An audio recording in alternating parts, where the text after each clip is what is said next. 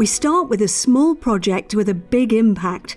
Perched high on the edge of a cliff above the Irish Sea, Berkham's lies within the St Bees Head SSI, a haven for seabirds, and it's geologically important. What we're aiming to achieve is to create a diverse, herb-rich neutral grassland, as well as ensure that the quarry faces, the remnant quarry faces that we've exposed are retained to create also an interesting habitat for nesting birds, but also for vegetation. So we have heather, we have ferns, we have some unusual grasses that grow only in the cliff faces. Once the quarry is complete and fully restored, we'll have a geological trail that will run through the quarry floor and take the visitors through the site, looking at the various features that we're safeguarding as we work the quarry. One of the things we want to do is try and get people interested, aware of the geology, which is all too often forgotten. Because the coast-to-coast path comes past here, this was an ideal location to put information boards. Sometimes when you're dealing with restoration, it's at the end of the quarry, and you don't have the interactions like we've had with the stakeholders, which we've had over the last sort of 10 years. You don't see the benefit of that, and with their enthusiasm, it's so infectious. For me, this is a really special place and a really special quarry, and on a day like today, when we get the sun, I have to pinch myself and think I'm getting paid to be here, and I think it's just such a special place that we at Marshalls have a duty and an obligation to make sure that we do a good job, that we respect the views of other stakeholders, and that we do what we say we're going to do when we put planning applications in, and make sure that we leave a legacy.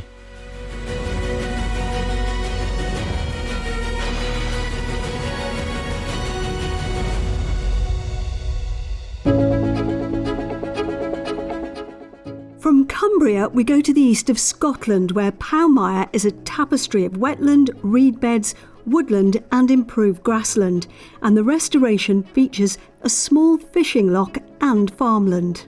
The idea was to restore it back to like a wildlife reserve stroke fishery, and the location were quite close to a SSI, so it kind of fits in with the surrounding areas. So you've got marshland, another waterland only about 3 miles away.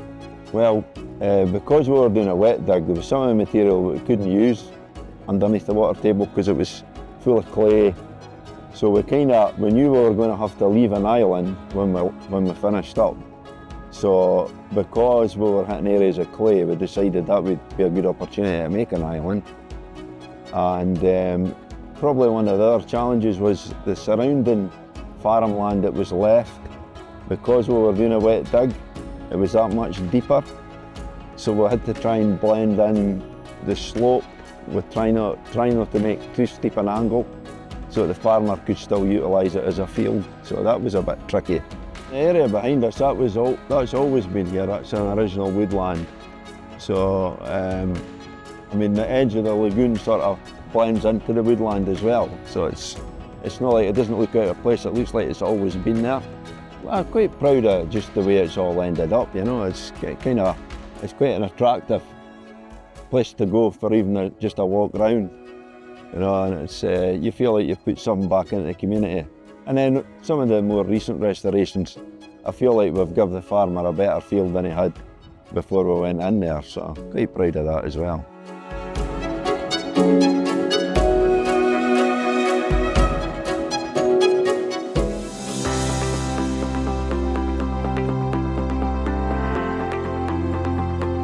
We're west of Oxford now at Tar Farm Lakes and Gill Mill, where this network of recreational fishing lakes attracts anglers from all over the UK and Europe. At weekends, it's not unusual to see up to 400 people fishing in this former quarry. The 38 hectares of lakes, fringed with grassland and hedgerows, are part of a much wider area of current and former quarrying in the Windrush Valley, and the scheme brings big economic benefits to the area. This is a great example of access for visitors coupled with high-quality, environmentally friendly landscaping. There's a long history of mineral extraction and legacy lakes. The restoration has brought both leisure and biodiversity benefits.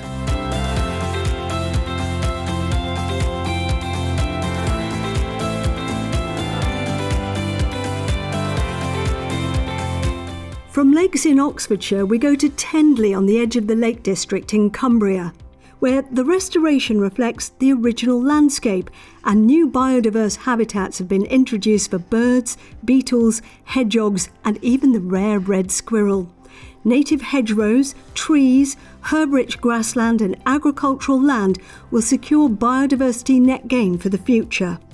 In this area of the Lake District is mainly grazing, it's agricultural, sheep, cattle, a small amount of arable, but it is mainly grassland for grazing, hedgerows, natural landscapes.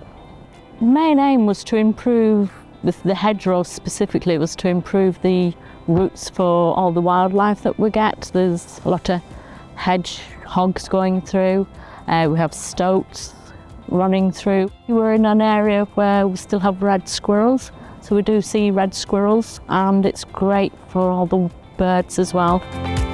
Achieving the balance between agriculture and nature and biodiversity was challenging, but it was really important to the business that we improved the biodiversity of the site. But it's all established and it's all come well and it looks good. On the first aftercare visit, our planning officer, who has known the site for a considerable amount of years, came to the entrance to start the site visit and stood at the entrance and said, wow, wow, wow, you wouldn't believe this has actually been quarried. It just blends so well into the background.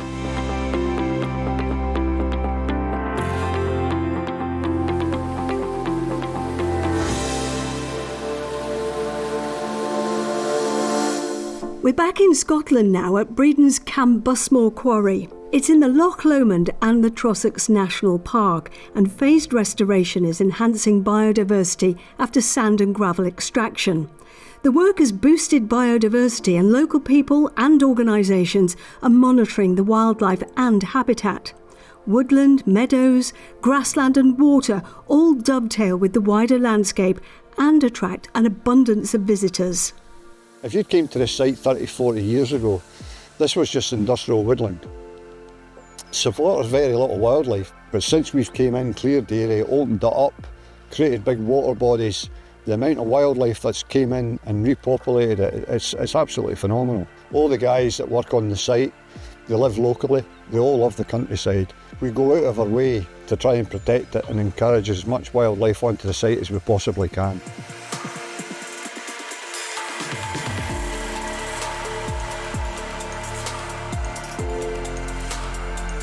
From a national park in Scotland to water sports in North Yorkshire.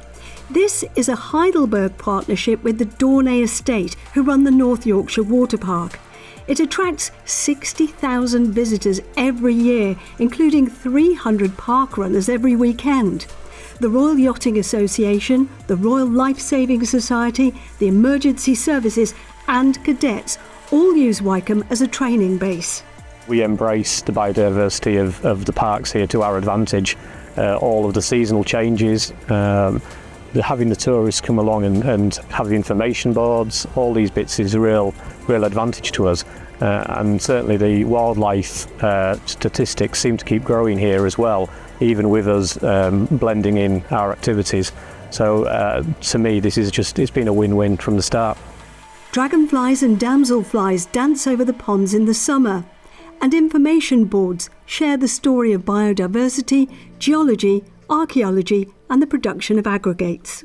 In terms of biodiversity, we are on quite an important flight path for several species of overwintering wildfowl. The main habitats we've created, we did quite a large area of reed planting. So we've actually got our first bittern this year, which was unusual, I think. We've got ospreys flying over. We've got areas of wet woodland that we've planted.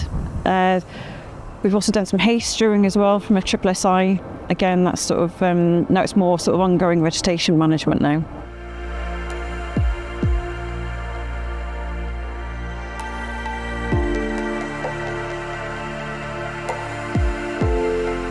We're still on the water, this time in the East Riding of Yorkshire. North Cave Wetlands has reed beds and fenland with open water over 150 hectares.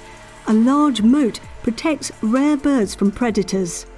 So here we target mainly breeding waders, because breeding waders have been declining for many years, and most of that is due to habitat loss. So here we create gravel islands, bare ground, targeting species like little ringed plover, avocet, oyster catcher, and birds like common terns benefit off the back of that. Also, there's other breeding waders that require what we call a lawn and wet grassland habitat. And these are targeting species like lapwing, snipe, curlew and redshank. And each of those different waders require a different habitat. But because North Cave is basically a man-made nature reserve, it's enabled us to implement different management techniques. So controlling water levels on the wetland habitat is absolutely key. So to create those bare ground breeding habitats that we're after, what we can do here is we can flood those islands in the winter, which kills off any vegetation that's grown up. Then in the spring we can reduce those water levels and the islands then appear nice, fresh and bare ground ready for the next breeding season, where most other nature reserves you can't do that. Visitors can use the footpaths and bird hides, and this site is making a significant contribution to the health and well-being of local people, as well as controlling pollution and flooding. Breedon are immensely proud to have worked with the Yorkshire Wildlife Trust to deliver this amazing restoration scheme at North Cave. Back in the 1990s, Humberside Aggregates, who were the original operator of the quarry, partnered with Yorkshire Wildlife Trust to deliver the first phase of the wetlands. The scheme has grown through numerous planning applications, through the extraction of sand and gravel, to deliver a world-class, regionally important wetlands.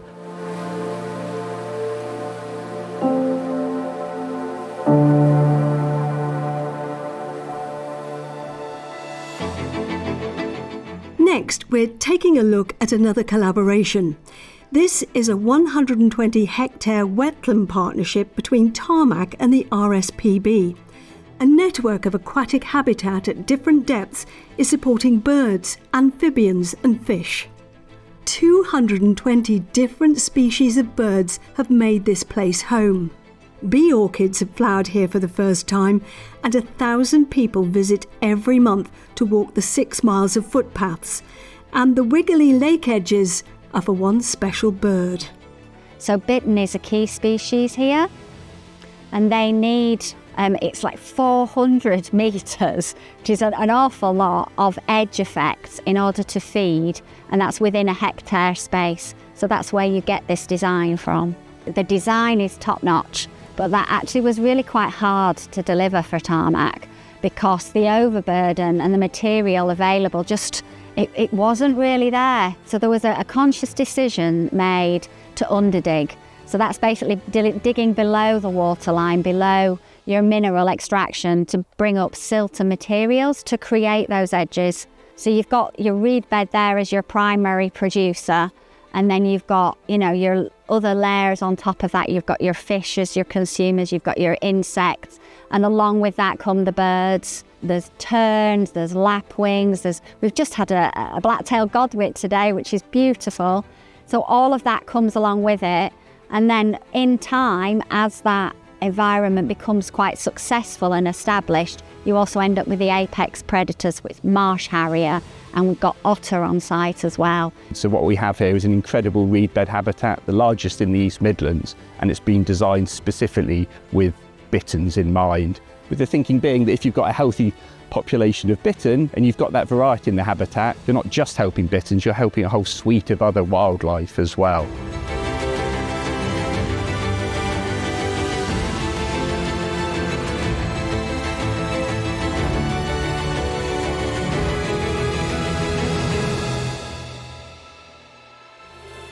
Tice's Meadow near Aldershot is regarded as one of the best inland sites for birdwatching in the UK. Heidelberg has restored this site in partnership with the local council, a bird group and a countryside trust. The site jigsaws into the wider Blackwater Valley, and the re-meandering of the river is helping flood management. Tice's Meadow is delivering biodiversity at landscape scale. This site is just amazing. It exemplifies so many good things about what a quarry company can do with its neighbours. There's so many different elements. Firstly, how the restoration design has evolved from the original approved scheme, which was rather boring agriculture and maybe a few lakes and a country park, and it's really evolved into a full-on nature reserve, and with a really important lot of partnerships with different organisations locally. Well, the Tysons Meadow Bird Group are the volunteers who help manage Tysons Meadow Nature Reserve.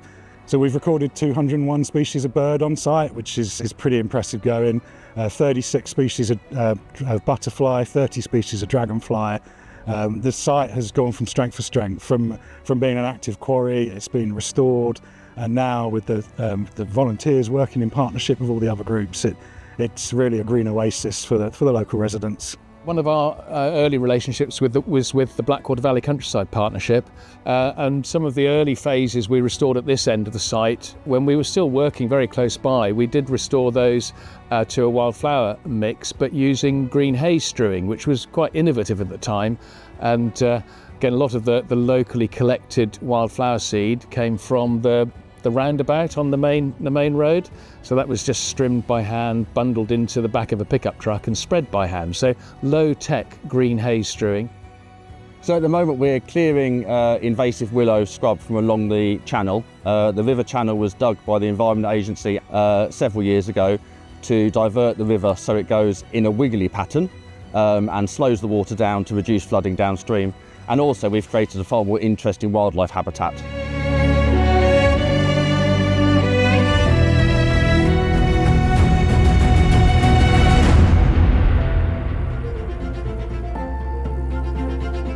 Glebe Lake is a place with a unique history.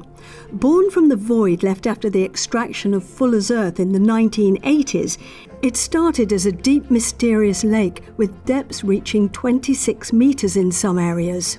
In its early days, the lake was primarily an angling fishery stocked with carp, but its sheer steep sides made it difficult for plants to grow, and as a result it became known as an ecological black hole. To transform the lake into a more vibrant habitat, efforts were made to shallow the edges using fill. We came up with the idea to actually infill the lake from 26 metres to a depth of 4 metres to create a wildlife enhanced lake. The lake was then backfilled 4 metres to the surface. We created the island. We've made the islands especially attractive for little ringed plovers. We planted marginal planting around the lake, and what we've had to do to discourage it from taking over the lake is we've had to cut in grips every 20 metres around the lake to stop the growth going all the way around and limiting it to the certain areas that they're in. We've put up 15 back boxes, 10 bird boxes, and we've compiled 6 reptile refuges around the site.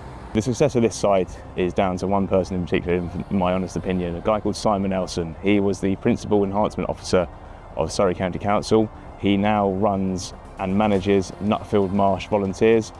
These guys come into site on a regular basis, check the planting on site, spruce up where needed, de-weed where needed, and it's due to him and his team that this lake looks as good as it does. We now have a beautiful lake, and the public and the local people love the lake, as we all love the lake. We've hard surfaced with sub-based material, public footpath all the way alongside the lake, and created this viewing platform which is ever so popular. People are standing here enjoying the benefits of the lake, enjoying the wildlife that are coming in and out. It's become a wonderful point for the local population to use.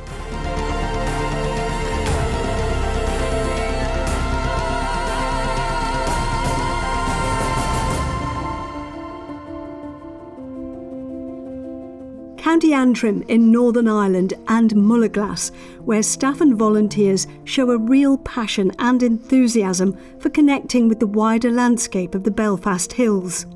Woodland, wetland, grassland and hedgerows, along with 13,000 new trees, are attracting an abundance of wildlife. So the site was a former quarry, just located outside Lisburn here.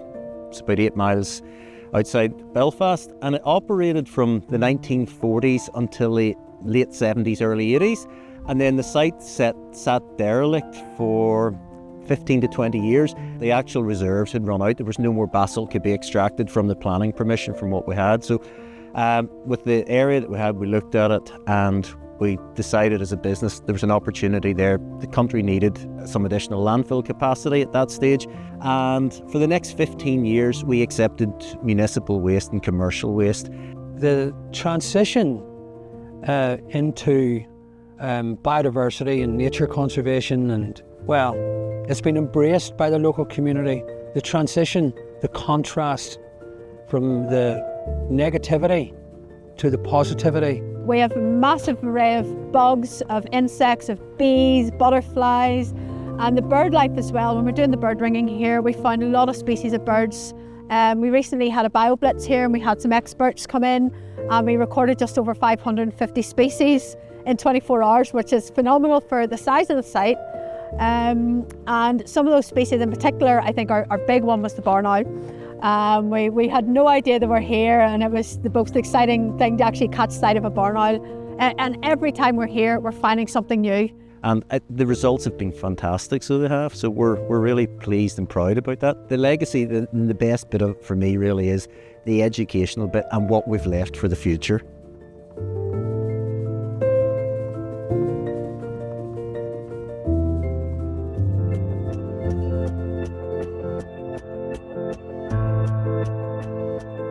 And finally, in our restoration category, people and partnerships are at the heart of this restoration south of Coventry, which sits beside an ancient woodland that dates back to the 1600s. Lakes, ponds and woodland form a chain of biodiverse habitats at landscape scale in the Warwickshire countryside. Bubbon Hall is well used by local people, and a cunning plan with a conveyor belt has helped to create the woodland walks.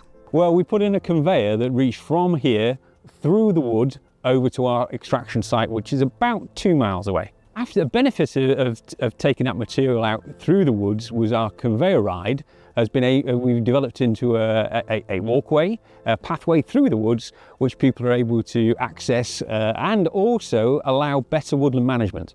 So when the quarry put in the conveyor ride, that was actually very beneficial for the wildlife, because wildlife thrives when there's a diverse structure to a woodland. So that enabled us to have the woodland management going on using the infrastructure that the quarry put in place to be able to get around the site and to access areas for woodland management. So we took over the site in 2016 after the quarrying had finished.